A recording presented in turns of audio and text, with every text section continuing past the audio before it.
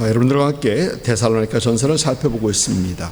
지난주 말씀 중에서는 우리 예수님은 분명 다시 오신다라는 것을 확신했습니다. 언제 오실지 알 수는 없으나 분명 다시 오신다라는 것을 말씀을 통해서 다시 한번 확신했습니다. 그리고 주님 다시 오심을 기다리는 우리는 지금 현재 하나님과 동행하는 삶을 살아야 된다라는 걸 생각해 봤습니다. 주님 다시 오실 때 우리는 하나님과 주님과 영원히 함께 할 것입니다. 그러나 지금 이 시간, 지금 현재는 에녹이 하나님과 동행했던 것처럼 우리도 하나님과 동행해야 된다라는 그런 말씀을 드렸었습니다. 그리고 데란구유라는 카파도키아에 있는 그 지하 동굴 도시를 보면서 빛도 없고 밝은 하늘도 쳐다볼 수 없는 그곳에서 하나님의 빛의 자녀로 살아갔던 그 성도들을 본받아 우리도 점점 더 어두워져가는 이 세상 속에서 하나님의 빛의 자녀로 살아가야 된다라는 그런 말씀을 드렸었습니다. 주님 다시 오심을 기다리시면서 빛의 자녀로 이 세상에서 살아가시는 그런 여러분들 수 있기를 주님의 이름으로 축복합니다. 계속해서 데살로니가 전서 살펴봅니다. 오늘 함께 은혜 받을 말씀을 데살로니가 전서 5장 12절부터 15절까지입니다. 5장 12절부터 15절까지 길지 않으니까 우리 한 목소리로 같이 합독합니다. 형제들아, 우리가 너에게 구하노니 너희 가운데서 수고하고 주 안에서 너희를 다스리며 권하는 자들을 너희가 알고 그들의 역사로 말미암아 사랑 안에서 가장 귀히 여기며 너희끼리 화목하라. 또 형제들아, 너희를 권면하노니 게으른 자들을 권계하여 마음이 약한 자들을 격려하고 힘이 없는 자들을 붙들어주며 모든 사람에게 오래 참으라. 삼가 누가 누구에게든지 악을 악으로 갚게 하지 말고 서로에게 대하든지 모든 사람을 대하든지 항상 선을 따르라. 아멘. 사도 바울은 데살로니가 교회 성도들에게 편지를 하면서 특별히 주님 다시 오심에 대해서 편지하면서 이제 성도들이 개인적으로 어떻게 주님 다시 오심을 예비해야 되는가를 말했습니다. 4장에서 보면은 예수님은 분명 다시 오신다라는 걸 얘기합니다. 여러분 4장 말씀 보면은 예수님은 죽은 자들은 지금 하나님과 함께 있고 예수님 다시 오실 때 예수님께서 그들을 데리고 올 것이고 죽은 자들은 먼저 부활해서 일어날 것이고 그 다음에 살아남아 있는 자들도 공중에서 주님을 영접할 것이다. 그리고 영원히 주님과 함께 할 것이다 라는 것을 4장에서 말하면서 주님 다시 오심을 확신시켜 주었습니다.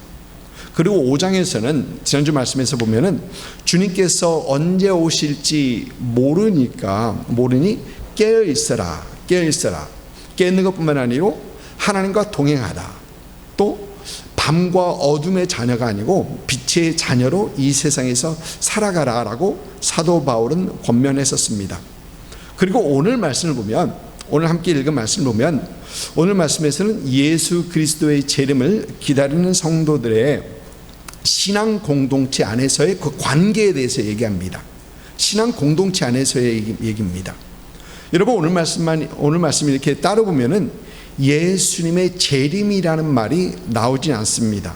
예수님 재림이라는 말이 나오지 않습니다. 그러나 여러분 5장을 쭉 읽어가다 보면은 지난주에 읽었던 부분도 그렇고요. 또 쭉 읽다 보면은 23절을 보면은 이런 말씀이 있습니다. 여러분 잘 아시는 말씀입니다. 평강의 하나님이 친히 너희를 온전히 거룩하게 하시고 또 너희의 온 영과 혼과 몸이 우리 주 예수 그리스도께서 강림하실 때에 흠없게 보존되기를 원하노라. 어디서 많이 들었던 그런 말씀이죠. 찬양할 때 항상 기뻐하라 할 때 그래서 쭉 뒤에 나오는 어떤 그런 찬양의 가사, 말씀으로 했던 그 찬양의 가사입니다. 여러분 그런데 여기를 보면은 우리 주 예수 그리스도에서 강림하실 때에 얘기합니다.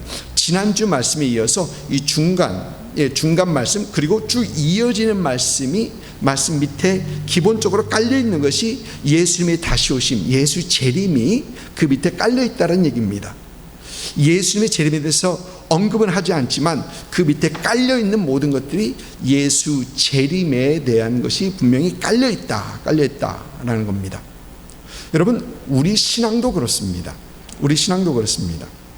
여러분, 우리는 이 땅에서 살아갑니다. 어떻게 겉모습만 보면 세상 사람들과 전혀 다르지 않은 그런 삶을 경험하면서 살아가는 것이 우리의 모습이다라고 보여지긴 합니다. 여러분, 우리도 자녀를 키웁니다. 우리 자녀들이 세상 사람들과 마찬가지로 더 잘 키워지기를, 또 더 좋은 학교 가기를, 더 좋은 자녀로 키워지기를 소망하면서 그렇게 하려고 많은 노력들을 합니다. 믿는 사람이 믿지 않는 사람 다 같습니다. 여러분, 또 우리도 세상 사람들과 마찬가지로 좋은 직장 갖기 원하고, 갑부는 못 되어도 그러나 궁핍하게 살려고 하지 않습니다. 여러분, 그래서 열심히 일하죠. 믿는 사람이 믿지 않는 사람이랑 같습니다. 여러분, 우리 삶을 보면 먹는 것도 믿지 않는 사람들과 술, 담배 외에는 믿지 않는 사람들도 하긴 하는 사람도 있습니다. 근데 술, 담배 외에는 그렇게 크게 다르진 않습니다.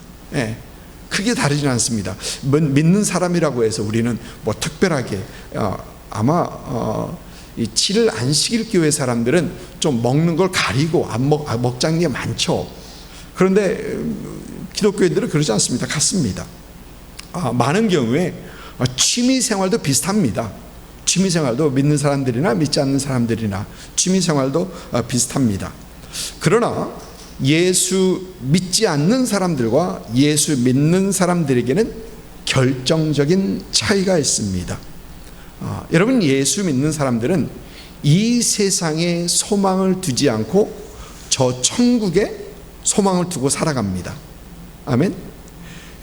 예수 믿는 사람들은 이 세상을 마지막 목적지, 종점지로 여기지 않고 저 하늘이 우리의 마지막 목적지로 여기며 살아갑니다. 여러분, 예수 믿는 사람들은 믿지 않는 사람들과 같이, 하나님이 없다고 하는 사람들과 같이 죽음 후에 똑 불이 꺼지고 아무것도 존재하지 않는 무존재 상태가 아니라 죽음 후에 주님과 함께, 또 주님 오실 때 다시 우리는 부활할 것이다, 영원히 주님과 함께 할 것이다 라는 이런 소망을 가지고 우리는 살아갑니다. 여러분, 엄청난, 그리고 근본적인, 결정적으로 큰 차이 있는 그런 삶을 살아가게 되는 겁니다. 여러분, 저와 여러분이 부르는 찬양들을 보면은 그 찬양에 우리 신앙들, 우리 소망들이 참 스며들어 있습니다. 저 높은 곳을 향하여. 여러분, 무슨 얘기입니까? 우리의 목적지가 여기가 아니고 하늘 두고 나간다는 얘기입니다. 아멘. 여러분, 찬양 중에, 찬송 중에 위에 계신 나의 친구, 그의 사랑 지극하다, 이거 곡조뿐만이 아니고 이 가사가 주님을 사모하는 그 마음이 그 찬양 속에 그대로 스며들어 있어요. 그대로 스며들어 있습니다. 여러분, 또 우리가 부르는 찬양 중에 하나가 주님 다시 오실 때까지 나는 이 길을 가리라 라고 합니다. 여러분, 주님을 사모하는 그 마음, 주님의 다시 오심을 기다리고 사모하는 그 마음들이 거기에 분명 담겨져 있습니다. 여러분, 무슨 말입니까? 여러분, 우리 성도들의 삶, 우리의 삶 가장 중심에 깔려있는 것은, 이 깔려있는 믿음과 어떤 소망은 우리 하나님을 바라보고 있고, 우리 천국을 바라보고 있고, 우리 주님의 다시 오심을 기대하고 있는 그것이 우리의 고백 속에서 찬양과 우리의 모든 것에 깔려 있다는 겁니다. 여러분, 이 얘기를 조금 다르게 하면, 우리는 무엇을 하든지 하나님을 기쁘시게 하고 저 천국의 소망을 가지고 주님 다시 오심을 준비하는 그런 삶을 살아야 된다, 아니면 지금 살고 있다라는 것입니다. 여러분, 세상 사람들이 살아가는 그 삶, 세상 사람들이 경험하는 그 삶과 다 겉으로 보면 다를 게 없어 보이지만, 그들과 다르지 않은 그런 삶을 사는 것 같이 보이지만, 예수 믿는 사람들은 삶의 이유와 발음이 안 됩니다. 목적과 이 방향이 세상 사람들과 많이 다른 삶을 살아가고 있다는 것입니다. 유튜브 영상 중에 제가 재밌게 보는 영상 중에 하나가 아마 보신 분도 계실지 모르겠습니다. 이연복 셰프라는 셰프 있죠. 예. 그분이 몇몇 연예인들과 함께 한 서너 명 연예인들과 함께 푸드트럭에서 음식을 파는 영상 혹시 아시는 분 계세요? 예. 다 아시면서 예. 그 푸드트럭에서 이 음식을 파는 그런 영상이었습니다. 메뉴는 그때마다 한두 개밖에 안 됩니다. 많아봤자 3개, 그러나 한두 개밖에 안 됩니다. 그러나 장소를 바꿔가면서 또 그때 메뉴를 바꿔가면서 푸드트럭에서 음식을 파는 그 영상입니다. 근데 그 푸드트럭 앞에는 Korean Soul Food, Korean Soul Food 해가지고 번쩍번쩍하게 휘황찬란하게 해놓고 이 한국 음식을 소개하면서 이 한국 음식을 팝니다. 그리고 그 영상들을 보니까 그 음식은 외국 사람들에게 엄청난 인기를 얻고 있습니다. 음식을 워낙 잘하는 분이 푸드트럭을 하고 있으니까 그건 좋아하고 사랑받는 건 당연합니다.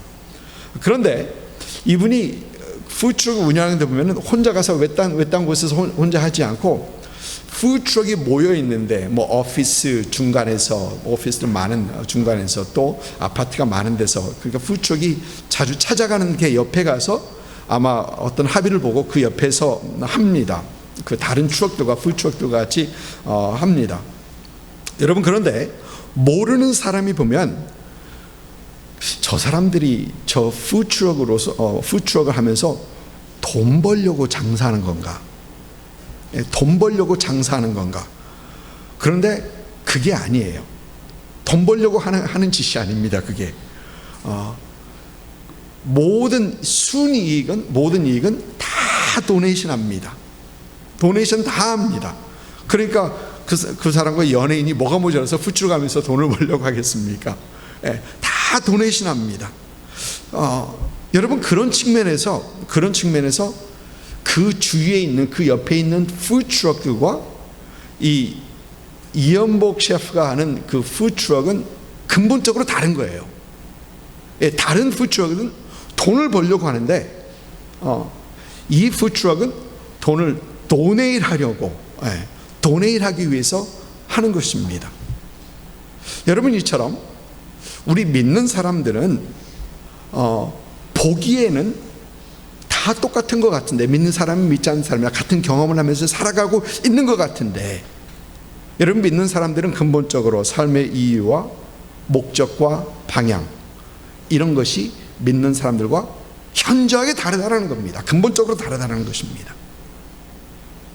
사랑하는 성도 여러분, 여러분의 삶은 저 높은 곳을 향하고 있습니까? 여러분의 삶은 위에 계신 주님을 바라보는 그런 삶을 살고 있습니까? 여러분은 다시 오시는 주님을 기대하는 마음으로 준비하고 살아가고 계십니까?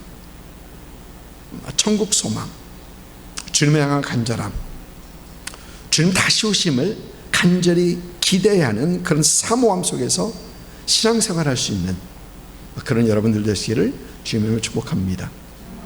이것들이 여러분의 삶 밑에 깔려있는 기본적인 것들이 될 수 있기를 주님으로 축복합니다. 오늘 말씀에서 사도 바울은 성도들의 신앙 공동체 안에서의 관계를 얘기합니다. 여러분, 신앙 공동체 안에서의 관계, 이것이 왜 중요합니까? 여러분, 우리에게 신앙 공동체 안에 있는 한 분 한 분이 왜 소중합니까? 신앙 공동체 안에서 왜 대인관계가, 올바른 대인관계가 왜 중요합니까? 오늘 짧게 살펴보면 여러분, 그 이유는 첫째, 하나님께서 교회를 세우셨기 때문이십니다. 교회를 세우시는 분은 하나님이시기 때문에 그렇습니다. 예수 그리스도의 피로 사하시고 대속하시고 하나님을 예배하기 위하여 함께 모이게 하신 분은 분명 하나님이십니다. 하나님이십니다. 여러분, 어떤 분 그런 얘기하죠. 그런 얘기를 합니다. 교회도 사람의 조직이 아니냐. 여러분, 맞습니다. 근데 재밌는 것은 그 조직하신 분이 하나님이란 거예요. 사람들이 모여서 교회가 이루어진 거 아니에요? 맞아요. 근데 그걸 사람 모으신 분은 하나님이십니다. 여러분, 에베소서 4장 11절과 12절을 보면 이런 말씀이 있습니다. 그가 어떤 사람은 사도로, 어떤 사람은 선지자로, 어떤 사람은 복음 전하는 자로, 어떤 사람은 목사와 교사로 삼으셨으니 이는 성도를 온전하게 하여 봉사일을 하게 하며 그리스도의 몸을 세우게 하십니다. 여러분, 누가 세우셨다고요? 그가. 하나님께서 세우시고 하나님께서 조직하셨다는 거예요. 주님께서 피 흘려 교회를 세우시고 교회를 조직하시고 교회에게 사명을 감당하게 하시고 그 다음에 그 사명 감당하는 교회를 주님께서 이제 다시 함께 있게 하시기 위하여 주님께서는 다시 오시는 것입니다. 하나님께서 세우신 교회고 하나님께서 부르신 사람이기 때문에 여러분, 한 분 한 분이 소중하다라는 것입니다. 둘째로, 신앙 공동체가 중요한 이유는 신앙 공동체는 우리 영적 성장의 필수 조건이기 때문에 그렇습니다. 여러분, 오늘 말씀 12절을 보니까 너희 가운데 수고하고 주 안에서 너희를 다스리며 권면하는 자들을 너희가 알고라고 합니다. 조금 전에 봤던 에베소서에서는 이런 사람들을 사도, 선지자, 복음 전하는 자, 목사와 교사 이렇게 얘기하고 있습니다. 그리고 로마서에 보면은 로마서에서는 사도 바울은 가르치는 자라고 얘기하고 있고 사도 베드로는 장로들, 교회 안에서 장로들, 그러니까 지도자들 얘기하는 겁니다. 이렇게 얘기합니다. 그러니까 교회의 지도자들을 기억하고 귀히 여기라라는 것입니다. 그런데 이들이 하는 것을 보니까, 오늘 말씀을 보니까 수고하고 다스리며 권한다라고 합니다. 권면한다. 여러분, 그런데 수고하는 것, 여러분, 수고한다라는 것은, 그것에서 우리가 볼 수 있는 것은 교회의 리더들은 먼저 수고하는 사람이다.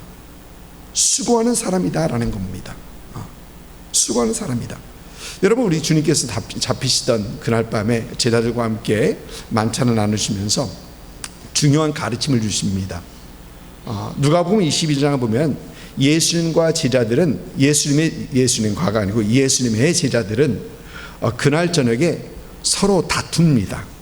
누가 더 크냐, 우리 중에 누가 더 크냐라는, 누가 더 위냐라는 그런 다툼이 있습니다. 그때 주님께서 제자들에게 주셨던 교훈이 누가복음 22장 25절과 26절 말씀입니다. 우리 한번 같이 읽을까요? 예수께서 이르시되 이방인의 임금들은 그들을 주관하며 그 집권자들은 은인이라 칭함을 받으나 너희는 그렇지 않을지니 너희 중에 큰 자는 젊은 자와 같고 다스리는 자는 섬기는 자와 같을지니라. 여러분, 그들이 해야 할 수고는 어떤 수고입니까? 섬기는 수고와 사랑의 수고예요.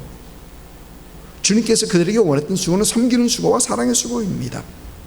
여러분, 그런데 세상의 리더들은 그렇지 않습니다. 여러분, 우리가 살고 있는 미국에서 여러분 가끔 보는 것은, 유튜브나 어느 곳에서 가끔 보는 것은 미국 시민들이 정치인들에게 나무라는, 정치인들을 꾸짖는 그것을 봅니다. 근데 그 중에서 항상 하는 말이 있어요. You work for me. 정치는 너희가 우리를 위해서 일하는 사람들이다. 그래서 뽑아줬다는 겁니다. You work for me 하고 서슴지 않게 그렇게 얘기합니다. 그리고 이제 그렇게 되면 정치인들은 할 말이 없어져요. 그리고 어떤 정치인들은 그 스스로 얘기합니다. 스스로 자신들을 public servant, 그러니까 민중의 종으로 얘기를 합니다. 미국에서는 이런 일들이 많이 있습니다. 많이 있습니다. 미국에서는 아직도 이 servant leadership, 그러니까 섬기는 종에 대한 그런 이해가 분명히 있는 겁니다. 문제는 다 그렇지 못해서 그렇다는 거죠. 그런데 2주 전인가 한국에서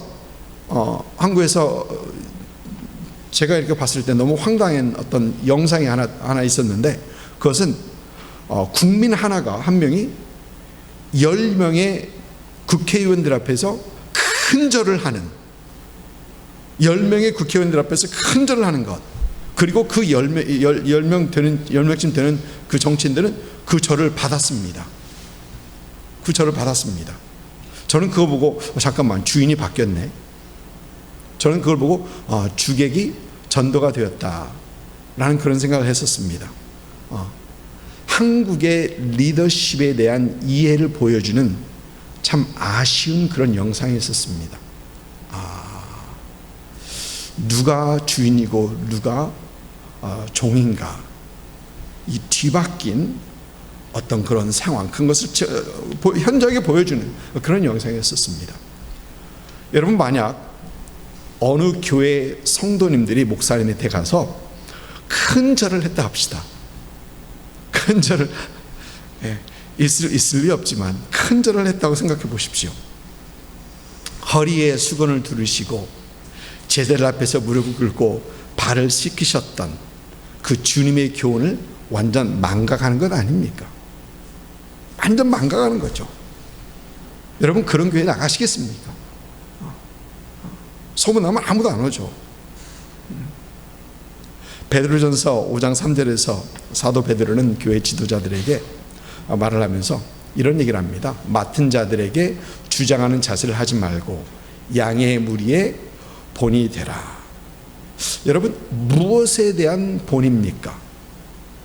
보니까 주장하는 자세를 하지 말고, 근데 주장하는 것의 반대가 뭐죠? 주장하는 것의 반대가 섬기는 것 아닙니까? 그러니까 여기서 사도 베드로는 섬기는 것에 본이 되라는 얘기를 하고 있는 것입니다. 섬기는 것에 본이 되라. 수고하는 사람들인데, 열심히 일을 하는 사람인데 무엇에 대한 열심히 일을 하느냐? 섬기는 것과 사랑하는 것에 대해서 열심히 내는 자들이 지도자들이라는 것입니다. 또 오늘 말씀 15절, 12절을 계속 보면은 다스리며 권한다, 그렇게 되어 있습니다. 근데 여러분들 모르겠습니다. 근데 저는 이 다스린다라는 이 단어가 굉장히 불편합니다. 다스린다, 많이 불편합니다. 그래서 이 단어를 찾아보니까 헬라어로 프로이스템이라는 그 단어인데, 이 프로이스템이라는 단어, 빨간색이 잘 안 보이네요. 프로이스템이라는 단어인데, 이 단어는 영어로 보면 strong이라는 그 콘콜드에서 찾으면 이렇게 나와 있습니다. well established character which provides the needed model to direct others to positively impact them by example. 그러니까 번역하면은 증명된 성품으로 다른 사람들을 인도하는데 필요한 모델, 그리고 모범을 통해 긍정적인 영향을 미치는 것을 뜻한다. 여러분, 이렇게 돼 있어요. 이 다스린다라는 단어, 다스리는 게 아니고 자기가 롤 모델이 돼서 인도하는 것. 그래서 우리말 성경, 현대인의 성경에서는 여러분을 지도하고 가르치는 분이라고 거기서 현대인의 성경을 번역하고 있습니다. 여러분, 그러니까 교회의 리더십은 증명된 성품으로서 성도들의 신앙, 성도들의 영적 성장을 인도하는데 먼저 롤 모델이 되는 사람이라는 것입니다. 교회의 리더십은 무엇보다도 영적 롤 모델이 되어야 된다라는 것입니다. 여러분, 오늘 말씀을 준비하면서, 오늘 말씀 묵상하면서 이 말씀을 새기에 들어야 할 사람은 분명히 나다라는 그런 생각을 합니다. 그러나 여러분들도 영적 롤 모델이 되어야 하는 것에는 마찬가지입니다. 여러분들도 영적 롤 모델이 되어야 되는 것은 마찬가지입니다. 여러분, 세상은 예수 믿는 사람들을 지켜보고 있습니다. 예수 믿는 사람들이 진짜 신앙의 모습을 보여주는가, 그렇지 못한가, 세상은 분명 지켜보고 있습니다. 교회와 지도자들의 관계를 지켜보고 있습니다. 교회 지도자들은 올바른 영적 롤 모델의 삶을 살아가고 있는가, 또 교회에서 목사와 성도들이 혹시 싸우지 않는가. 여러분, 세상은 분명히 보고 있습니다. 여러분, 교회에서 잘하는 것은 알려지진 않죠. 그러나 왜 교회에서 싸웠다면, 대판 싸웠다면 그게 벌써 빠르게 그것이 전해집니까? 소문나고 다 알려집니다. 성도들은 지켜보지 않고 있을까요? 성도들 다 지켜보고 있습니다. 성도들은 오늘 말씀처럼 게으른 자를 권면하고 권계하고 마음이 약한 자를 격려하고 힘없는 자들 그들이 도와주고 있는가, 붙들어주고 있는가, 그들이 사랑으로 모든 사람에게 오래 참고 있는가, 아니면 그들이 악으로 갚고 있지는 않는가, 복수라는 것. 또 모든 사람에게 악으로 대하기보다는 선을 행하고 있는가. 여러분, 세상은 교회를 지켜보고 있다는 것입니다. 그래서 가끔 들리는 말들이 믿는 사람이 어떻게 그럴 수 있어, 교회 다닌다면서. 그런 얘기를 들리죠. 교회 다닌다면서 어떻게 그럴 수 있어, 그런 얘기 들리는 겁니다. 여러분, 그 얘기는 그들을 보고 있다는 얘기예요. 보고 있다는 겁니다. 여러분, 신앙의 가장 큰 요소가 무엇입니까? 신앙 성장에 많은 적들 중에서 큰 적 중에 하나가 무엇입니까? 여러분, 그것은 불편한 관계입니다. 불편한 관계예요. 여러분, 목사하고 관계가 불편하면 은혜 못 받죠? 은혜 못 받습니다. 주일 설교 하나도 귀에 안 들어옵니다. 목사하고 관계가 불편하면. 여러분, 또 뿐만 아니라 교회에서 보기 싫은 사람이 있으면 은혜 못 받습니다. 보기 싫은 사람은 은혜 못 받습니다. 그 사람 언행 하나하나가 눈에 다 거슬립니다. 아마 경험하신 분들 계실 것입니다. 하나하나가 눈에 다 거슬립니다. 근데 재밌는 건 그 사람 언행 하나하나 다 보이는데, 다 들어오는데 정작 우리가 봐야 할 하나님은 보이지 않고 정작 우리가 들어야 할 하나님의 말씀이 하나도 안 들려요. 거슬리는 사람은 왜 이렇게 잘 보이는지, 흠은 왜 이렇게 잘 보이는지. 그러나 그 예배에 참석하면 하나님은 보이지 않고 하나님 말씀은 절대 안 들립니다. 여러분, 신앙 공동체는 조금 전에 말씀드렸다시피 우리 신앙 성장을 위해서 꼭 필요한 건데, 공동체 안에서 깨진 관계는 신앙생활에 있어서 독이 됩니다. 신앙 공동체가 나에게 유익이 되어야 되는데 그 공동체 안에서 관계가 깨지면 그건 나에게 독이 된다는 거예요. 독이 됩니다. 사랑하는 성도 여러분, 올바른 영적 롤 모델은 관계 회복에서부터 시작돼요. 관계에서부터 시작되는 겁니다. 교회 안에서 올바른 관계로, 올바른 영적 롤 모델로 세워지는 여러분들 있기를 주님으로 축복합니다.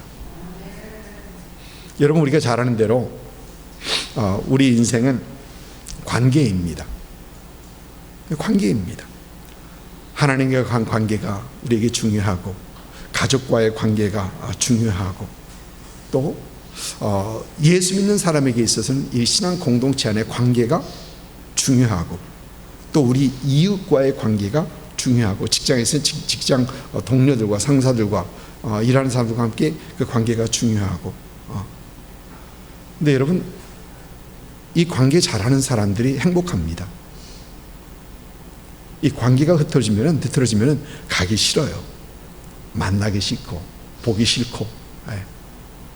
관계 잘하는 사람들이 행복할 수 있습니다.